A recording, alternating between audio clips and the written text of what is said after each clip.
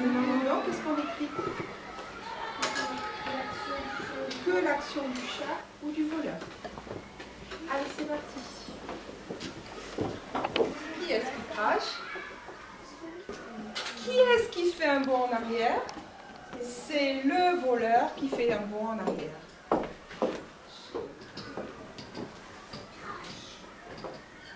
Je trouve que les tablettes sont vraiment, pour moi, un outil très intéressant.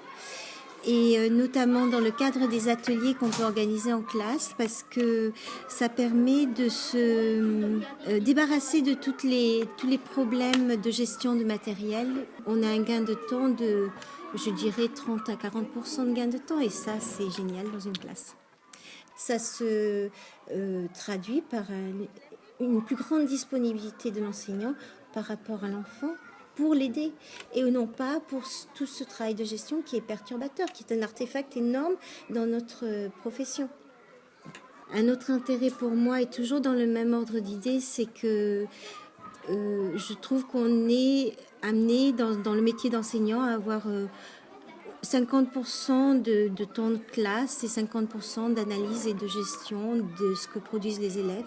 Et c'est vrai que la tablette étant individualisée dès le départ nous permet d'avoir le résultat de chaque enfant visible tout de suite. Et on peut tout de suite remédier. On va pouvoir amener avec les tablettes, par exemple, des jeux sans avoir toute la manipulation. Les enfants ont pu faire des jeux d'échecs, on sait au niveau pédagogique l'intérêt de ces jeux qui sont très formateurs.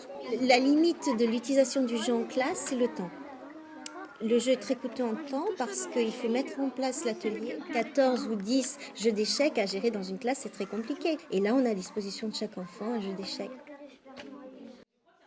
Ce que j'ai remarqué, moi, vraiment en premier lieu, c'est d'abord un enthousiasme important et qui ne s'émousse pas. Les enfants sont très désireux de travailler sur les tablettes, donc beaucoup d'enthousiasme, d'envie, une participation active de tout le monde.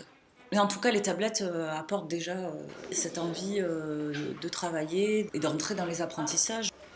Là où c'est le plus pertinent pour l'instant de ce que j'ai pu expérimenter, c'est quand même en langue, parce qu'on a un support qui peut être à la fois sonore, visuel, et qu'on peut manipuler.